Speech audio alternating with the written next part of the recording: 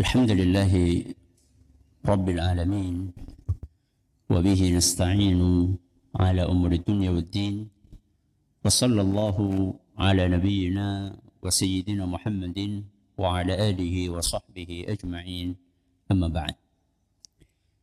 Kita panjatkan puja dan syukur kehadirat Allah Subhanahu wa taala.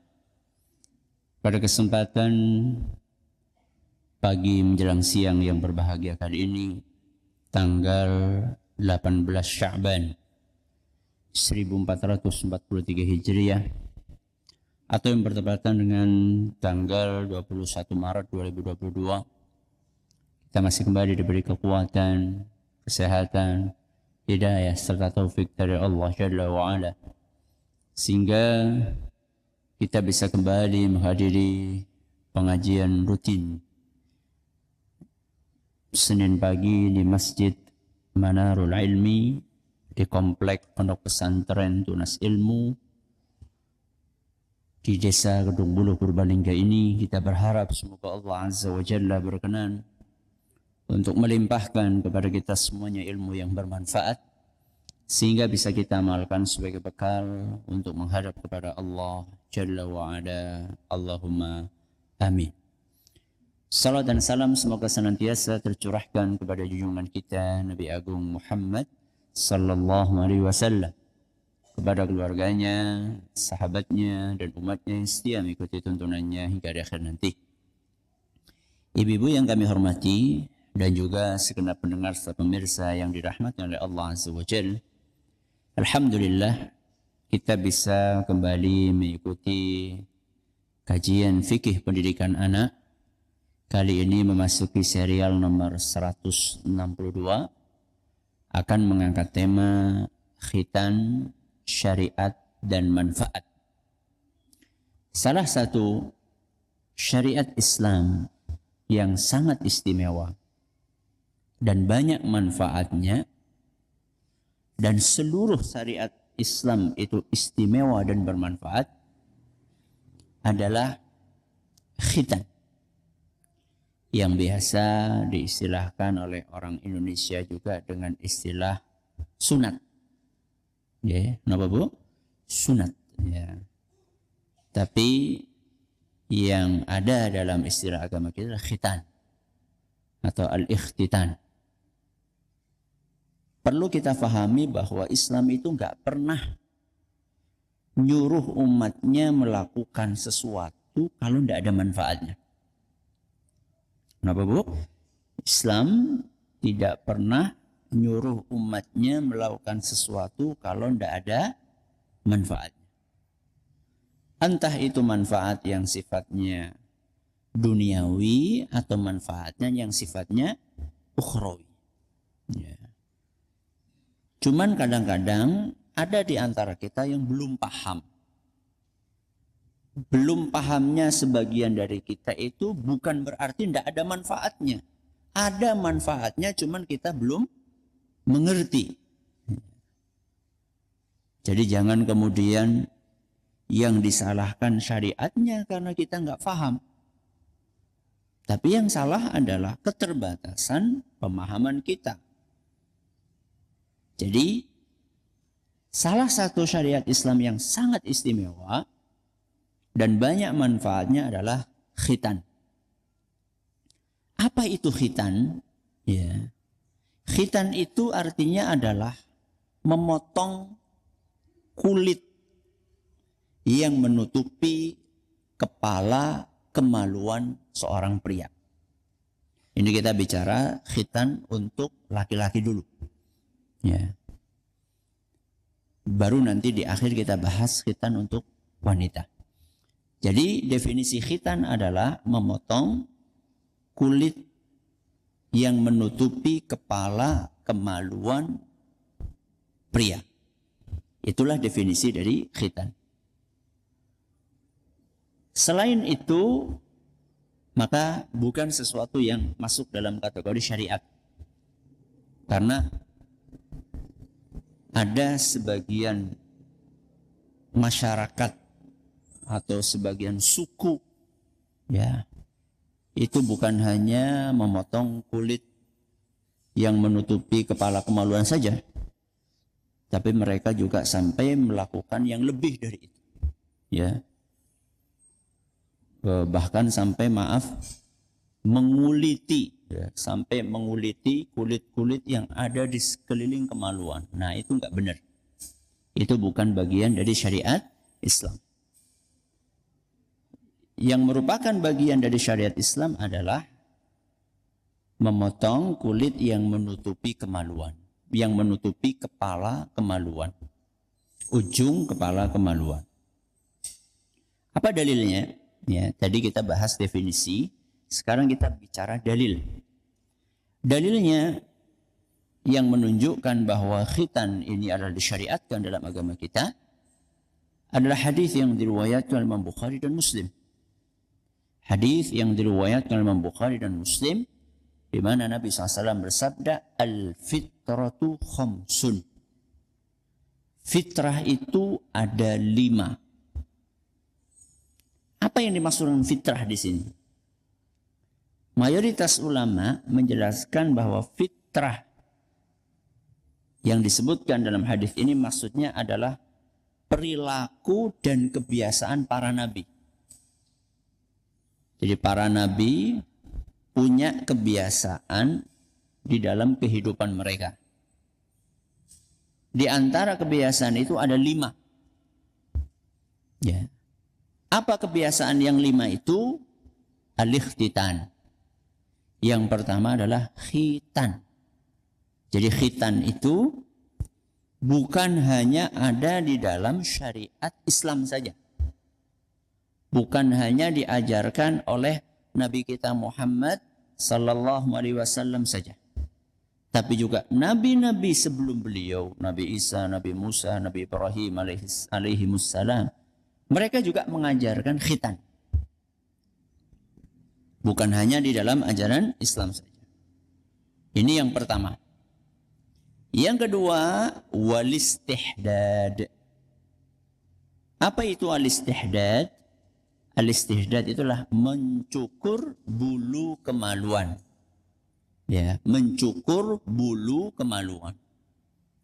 Dan ini hendaknya dilakukan secara rutin.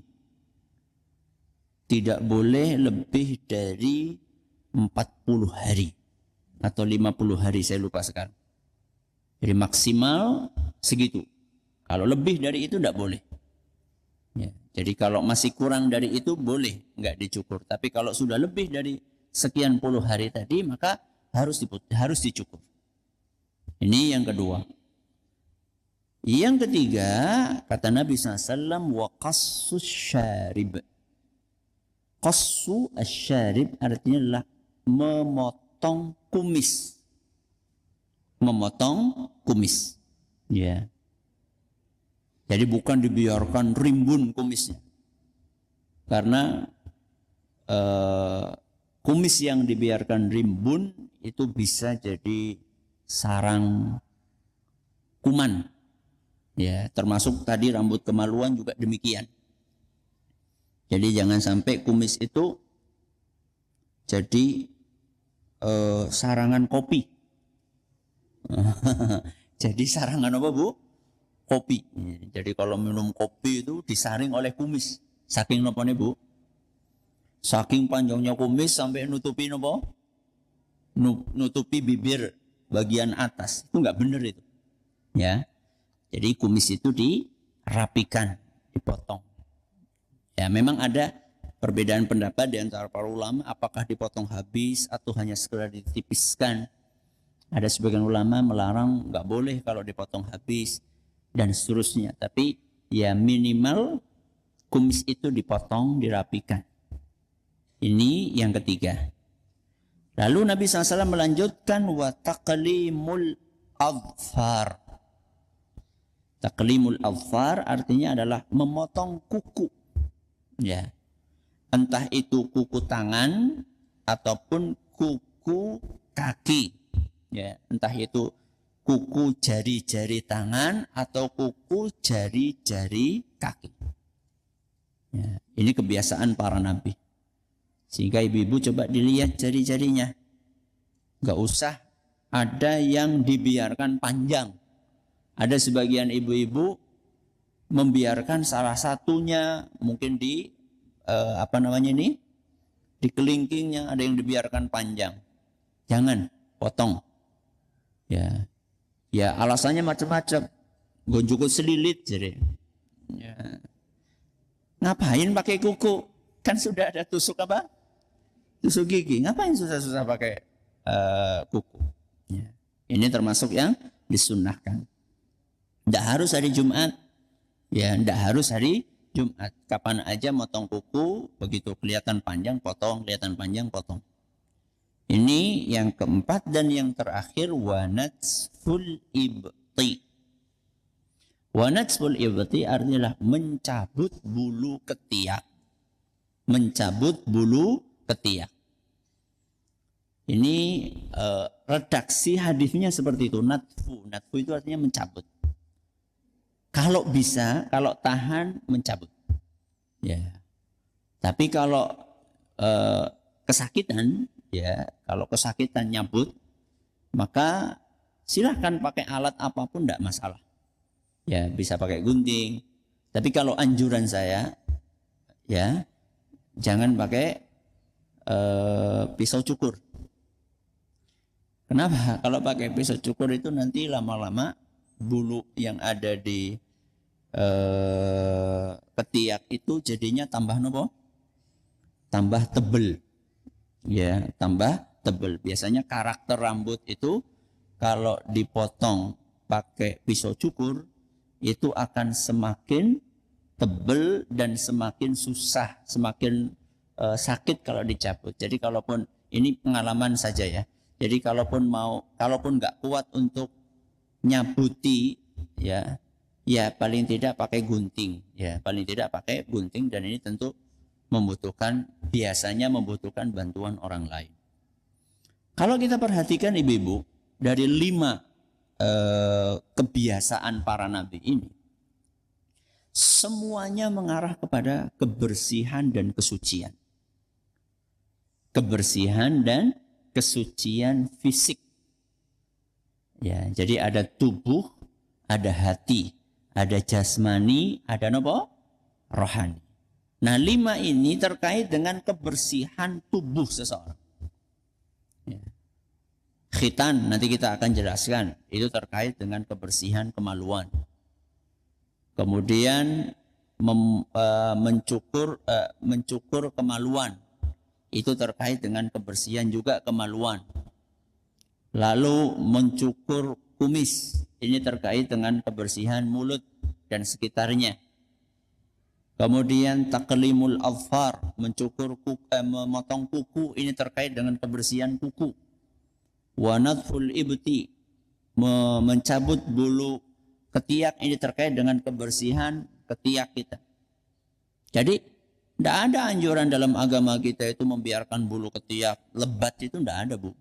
Jadi jangan pernah tertipu dengan propaganda yang mengatakan bulu ketiak lebat itu bagus. Enggak, itu jelek.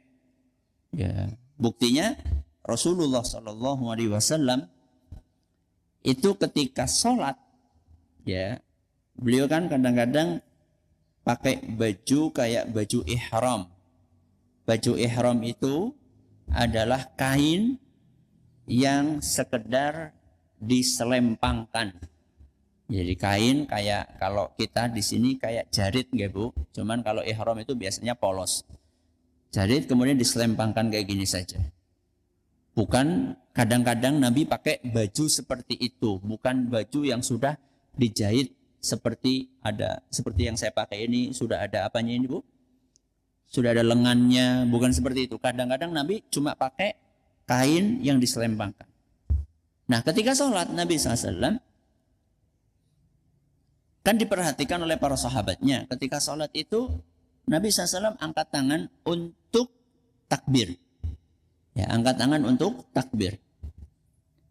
Kemudian juga Nabi SAW ketika sujud, ya, Nabi SAW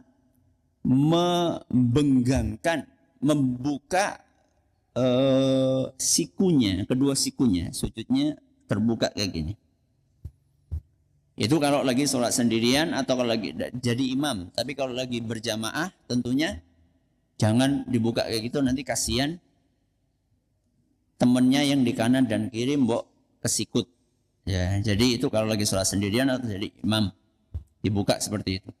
Apa kata para sahabat? Hatta yura bayadu ibtaihi. Ketika Nabi SAW mengangkat tangan saat bertakbir atau ketika membuka kedua sikunya ketika sujud, kata para sahabat sampai terlihat putihnya ketiak Nabi. Sampai terlihat putihnya ketiak Nabi. Artinya apa? Artinya Nabi SAW itu rutin untuk mencabutin apa? Bulu ketiak. Makanya para sahabat mengatakan bahwa ketiak Nabi itu putih. Kalau misalnya Nabi nggak rajin mencabuti bulu ketiak, maka para sahabat akan menceritakan sampai terlihat hitamnya bulu ketiak. Kan kayak gitu kan. Tapi ternyata para sahabat nggak mengatakan hitam, tapi para sahabat mengatakan apa, Bu? Putih. Itu berarti ketiak Nabi apa? Bersih. Ya. Sudah bersih, wangi pula. Ya. Kadang-kadang kan ada sebagian orang naudzubillah min dzalik. Ya. Sudah kayak hutan. Ya, saking nopo nih? Saking lebatnya ambune orang ampun-ampun. Aduh, Jan. Ya. Sudah bau ketiak. Kemudian ketika takbir mulutnya juga nopo? Bau. Bau nopo, Bu? Jengkol.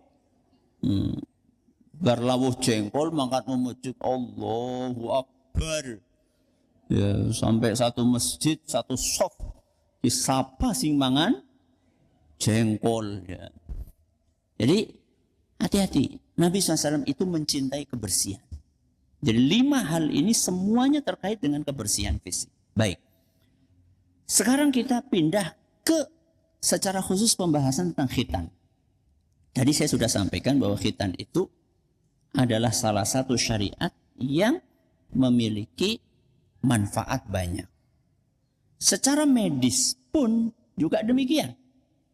Ya, saya bawakan di sini ada 7. Ya, ada 7 manfaat medis dari khitan. Ya. Yang pertama, kedua, ketiga ini mirip. Cuman yang pertama itu terkait dengan kotoran keringat dan lemak. Yang kedua terkait dengan kotoran air seni. Yang ketiga terkait dengan sperma. Jadi intinya ketika kemaluan itu tidak dikhitan, kemaluan laki-laki tidak dikhitan, maka yang terjadi adalah akan ada penumpukan. Akan ada penumpukan di kepala kemaluan pria tersebut. Apa yang tertumpuk di situ? Keringat tertumpuk di situ. Kemudian sisa air seni tertumpuk di situ, tersisa di situ. Kemudian juga, sperma juga tersisa di situ. Apa jadinya? Ketika kotoran-kotoran itu menumpuk di satu tempat. Keringat ada, lemak ada, air seni ada, kemudian sperma ada. Sudah, itu menjadi sumber penyakit. Ya. Makanya sering ada radang, ada alergi, ada infeksi, ada iritasi. Ya. Bahkan sampai level penyempitan. Ya. Mau pipis sakit karena ketutupan kotoran dan seterusnya. Nah, ini semuanya hal-hal yang tidak menyenangkan ini semua bisa dihindari, bisa diatasi ketika dilakukan pemotongan. Ya, ketika dilakukan pemotongan kulit yang menutupi ujung kemaluan pria, dan inilah yang dinamakan dengan khitan. Ya. Adapun yang keempat, yang kelima, yang keenam, yang ketujuh, ya, ini terkait dengan manfaat yang bisa diambil dalam hubungan biologis antara suami dengan istri. Dan juga manfaat yang diambil oleh istri. Kenapa demikian? Karena ketika suaminya itu penyakitan, ya, kemudian dia berhubungan biologis dengan istrinya yang mungkin sehat, apa yang terjadi, Bu? Ada penularan apa? Penyakit. Dari siapa ke siapa? Dari suami ke istri. Ya. Sehingga merugikan jadinya. Ya.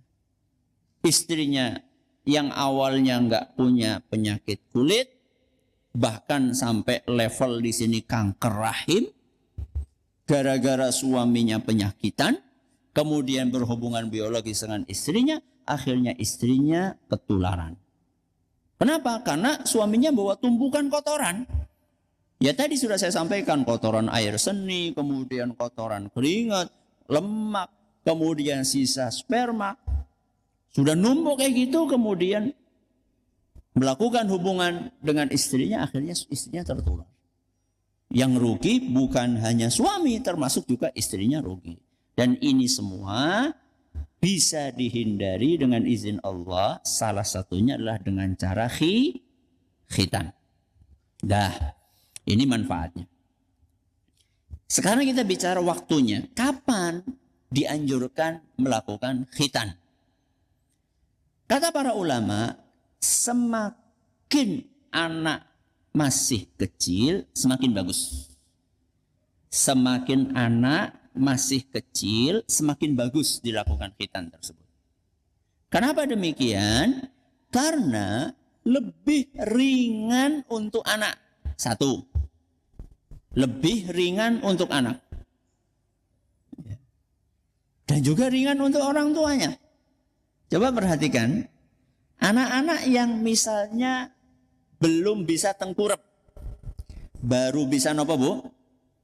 Baru bisa terlentang, baru bisa melumah.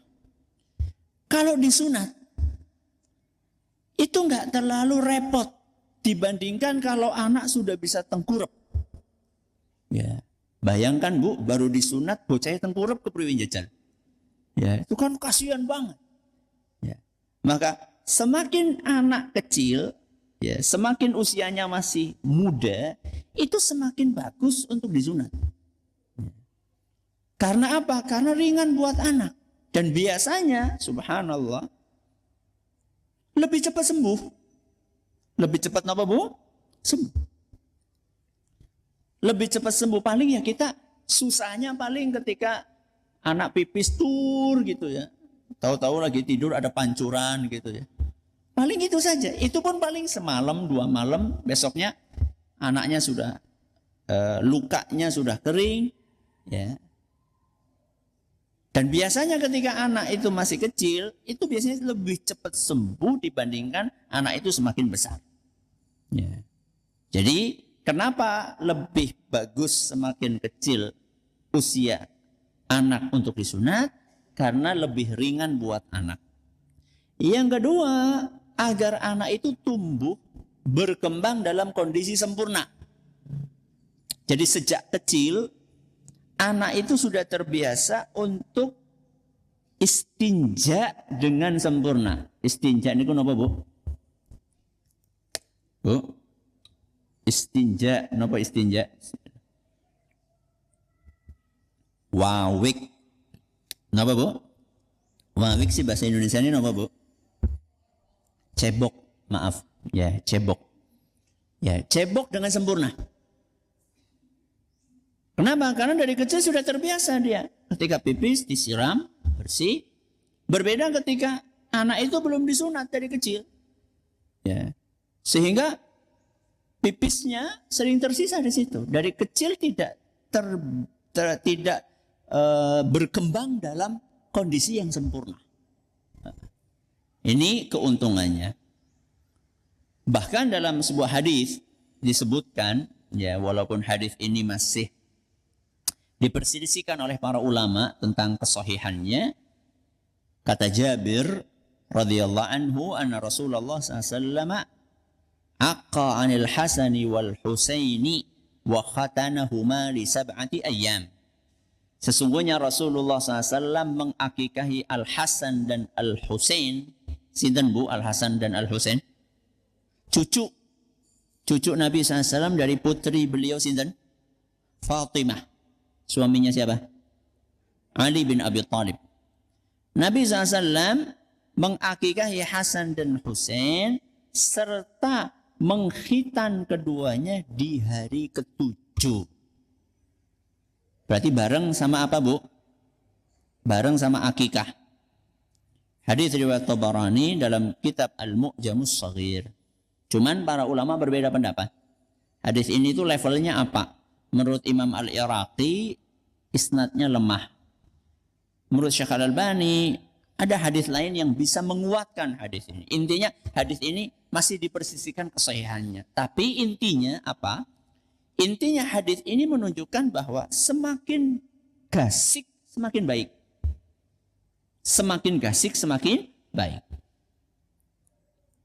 Ustaz, urung ana duit nggo barang gawe. Ya ora kudu barang gawe. Enggak ada duit, belum ada duit untuk syukuran Ustaz, bikin walimah. Anda harus. Ya.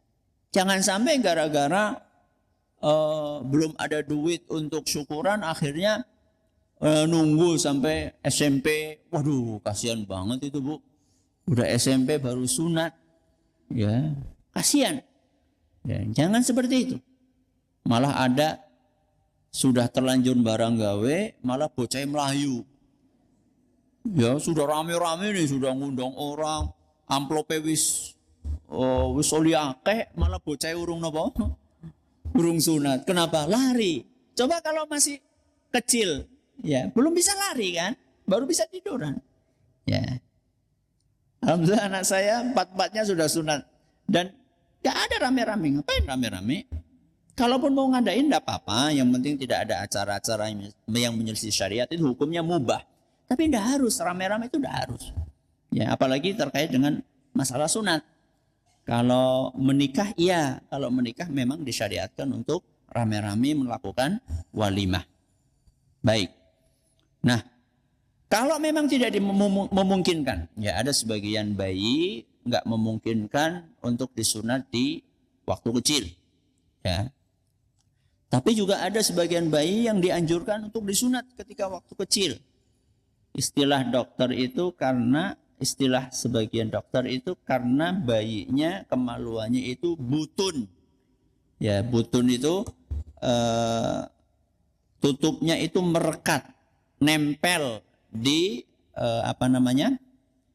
di kepala kemaluannya.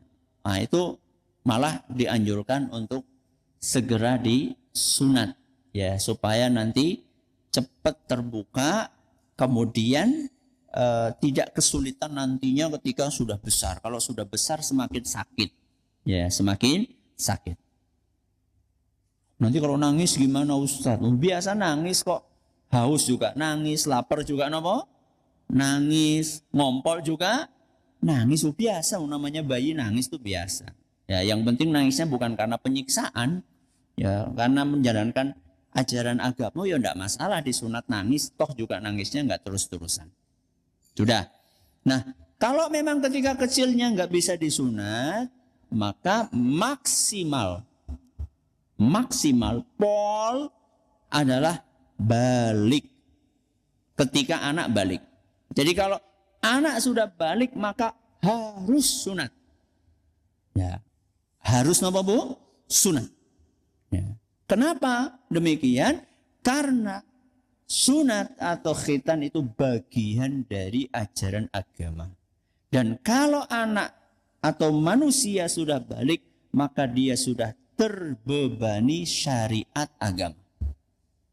Apalagi nanti dia harus wudu, dia harus istinja dengan baik karena habis itu dia mau sholat. Nah, kalau misalnya nanti masih menyimpan najis, gimana di kemaluannya, nggak bersih total. Sehingga ada sebagian ulama Bu sampai mengatakan Kalau belum sunat itu nggak boleh azan, ya, nggak boleh ngimami dan seterusnya. Sampai ada seperti itu sebagian ulama. Ini dalam rangka untuk memotivasi kita untuk segera menyunat anak kita. Dah. Sekarang kita bicara hukum. Ya, sekarang kita bicara hukum. Apa hukumnya? Ada hukum khitan untuk pria, ada hukum khitan untuk wanita. Ada hukum khitan untuk pria, ada hukum khitan untuk wanita. Kalau pria, ya, kalau pria maka mayoritas ulama mengatakan wajib. Mayoritas ulama mengatakan apa, Bu? Wajib. Ya. Salah satu alasan mereka adalah hadis yang tadi disampaikan di depan, tadi di atas. Kemudian salah satu alasan mereka adalah karena kemaluan itu saat orang mau sholat harus bersih, harus suci. Ya, nggak boleh menyimpan najis, ya, nggak boleh menempel najis di situ. Dan yang namanya suci tubuh sebelum sholat itulah syarat supaya sholat sah. Nah, bagaimana sholat seorang akan dianggap sah kalau misalnya masih membawa najis di tubuhnya, ya, nempel di tubuhnya. Maka kata mereka ketika balik karena dia sudah wajib sholat maka juga wajib untuk suci, ya, suci kemaluannya, suci pakaiannya, suci tempat sholatnya dan seterusnya. Ini di antara argumen mereka. Nah, sekarang kita pindah. Kalau tadi kan hukum khitan untuk laki-laki. Hukumnya apa, Bu? Wajib menurut mayoritas ulama. Nah, kalau wanita hukumnya apa? Wanita sunat hukumnya dianjurkan. Ya, bukan wajib, tapi apa, Bu? Dianjurkan. Caranya bagaimana? Caranya dengan memotong sedikit, ya, dari kemaluan wanita yang bernama klitoris, ya, dipotong sedikit di situ. Bukan semuanya, juga nggak dibiarkan. Ya. Kalau dibiarkan kurang baik, kalau dipotong semuanya juga tidak baik buat wanita. Maka dipotong sedikit, dikurangi sedikit. Rasulullah SAW bersabda, la tanhiki. Nabi SAW ngasih tahu kepada tukang khitan wanita di zaman itu, di zaman beliau. La tanhiki, artinya jangan dipotong sampai habis. Kenapa demikian? Fa inna dzalika ahdha lil mar'ati wa ahabbu ilal ba'li. Karena ketika tidak dipotong habis, ya, cuma dipotong sebagian, itu lebih bermanfaat untuk wanitanya dan lebih disukai oleh suaminya. Hadis riwayat Abu Dawud. Hadis ini juga masih dibersihkan oleh para ulama. Menurut sebagian ulama seperti Imam Abu Dawud, hadis ini nggak kuat. Ya, laisa bil qawi, nggak kuat. Tapi menurut Syekh Al-Albani hadis ini sahih. Jadi inilah pembahasan tentang hukum khitan yang disyariatkan di dalam agama kita berikut dengan manfaat-manfaatnya. Wallahu a'lam bishawab. Kalau ada pertanyaan monggo. Baik, terima kasih Ustaz. Jazakumullah khairan atas materi yang telah disampaikan. Akan kami bacakan beberapa pertanyaan yang telah masuk. Pertanyaan pertama, Assalamualaikum warahmatullahi wabarakatuh Ustaz. Waalaikumsalam warahmatullahi wabarakatuh. Afwan Ustaz, izin bertanya, bagaimana caranya anak yang tidak mau disunat sedangkan umurnya sudah dewasa Ustaz? Bagaimana caranya agar anak mau disunat padahal umurnya udah dewasa? Caranya diiming-imingi, dibujuk, didoain, ya. Kemudian dijanjiin apa, ya. Kemudian juga bisa minta tolong ke ahli sunat yang katanya bisa menyunat tanpa ada rasa sakit, ya. Walaupun mungkin harus pakai bius lokal misalnya, ya, supaya tidak terlalu sakit, bisa. Ya, jadi dengan berbagai cara tentunya dibujuk, kemudian dijelaskan manfaatnya, disadarkan pentingnya, Kemudian bisa jadi anak itu nggak mau sunat karena pernah mendengar cerita, ya, pernah mendengar cerita tentang dahsyatnya sunat misalnya. Nah ini perlu diluruskan yang seperti itu. Cerita antah berantah yang nggak jelas itu perlu dijelaskan. Tapi juga jangan kemudian mengatakan nggak apa-apa, cuma kayak di gigit semut, enggak, lebih sakit. Jadi juga jangan kayak gitu, digigit semut berapa? Semut 10 apa semut apa? Enggak, juga jangan membohongi juga, tapi juga jangan berlebihan. Jadi ya jelaskan secara wajar. Iya sakit, tapi kan sakit ini ada manfaatnya nantinya dan nggak lama sakitnya, dijelaskan. Ya sambil didoakan, didoakan. Ya. Baik, terima kasih Ustaz. Jazakallah khairan atas jawabannya. Pertanyaan berikutnya, Assalamualaikum Ustaz. Waalaikumsalam. Dua pertanyaan yang senada Ustaz. Ustaz, bagaimana hukumnya khitan dengan cara hipnotis? Kemudian bagaimana cara khitan dengan menggunakan laser? Apakah ini termasuk pengobatan yang dikatakan menggunakan kai? Jazakallah khairan. Hipnotis itu tergantung maknanya, Pak. Ya, kalau hipnotis itu mengalihkan perhatian, misalnya orang yang akan cerita tentang sesuatu sehingga fokus anak itu kepada cerita, bukan fokus kepada kemaluannya yang akan disunat. Akhirnya teralihkan perhatiannya, tahu-tahu selesai.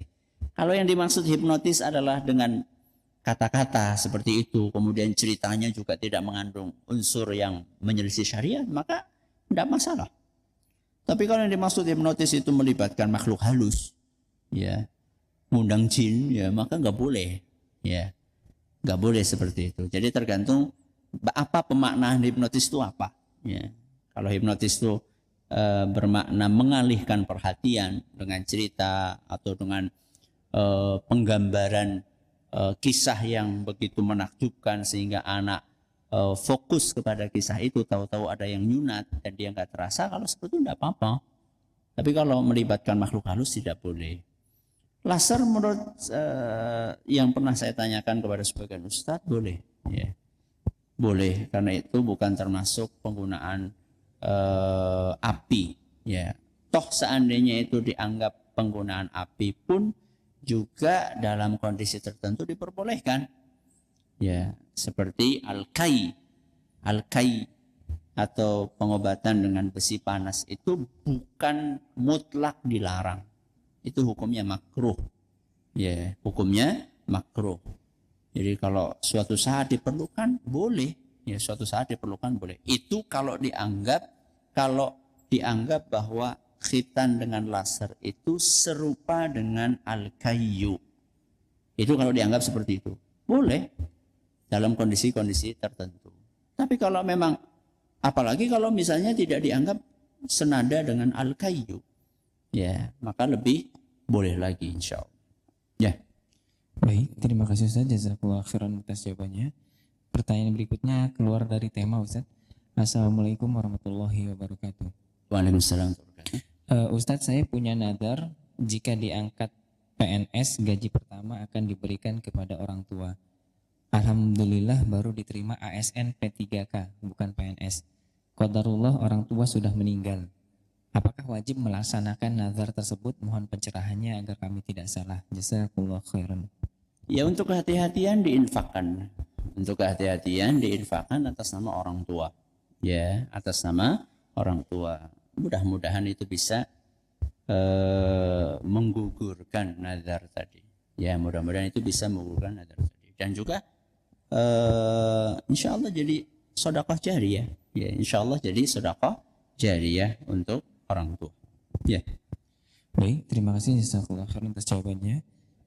Pertanyaan berikutnya, Assalamualaikum Ustaz. Waalaikumsalam warahmatullahi wabarakatuh. Ustaz, bagaimana kalau seorang perempuan mu'alaf yang baru masuk Islam, apakah dianjurkan untuk khitan? Syukran jazakallahu khairan. Kalau sudah dewasa, ya, kemudian juga sulit untuk mencari orang yang ahli, ya, karena itu nggak bisa sembarangan, ya, nggak bisa sembarangan. Ya kalau memang nggak bisa ya nggak masalah. Lagi pula itu kan sifatnya anjuran, itu sifatnya anjuran, ya. Wallah. Baik, Silakan. ya. Satu pertanyaan terakhir.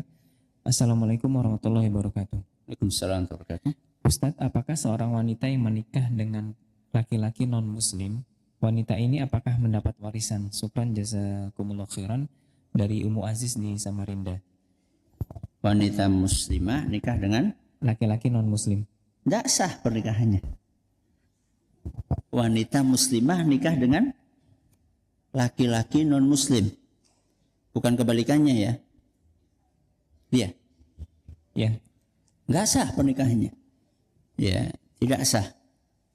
Itu para ulama kita sudah menjelaskan. Ya, para ulama kita sudah menjelaskan.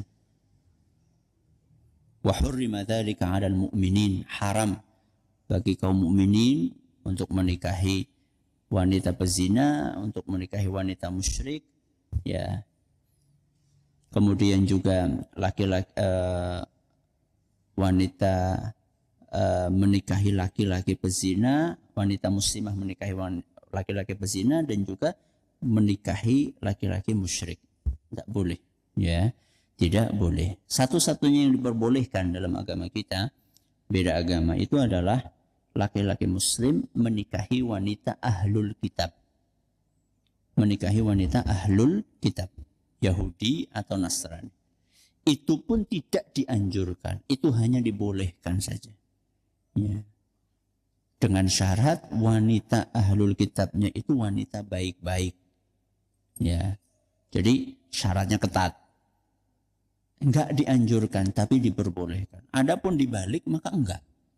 Ya, adapun dibalik maka tidak. Nah, nikahnya tidak sah, bagaimana mau bagi waris? Ya. Nikahnya tidak sah, bagaimana mau bagi waris? Wallahu a'lam bishawab. Mudah-mudahan bermanfaat untuk kita semuanya. Kita akhir dengan doa kafaratul majlis. Subhanakallahumma bihamdika asyhadu an la ilaha illa anta astaghfiruka wa atubu ilaik. Assalamualaikum warahmatullahi wabarakatuh.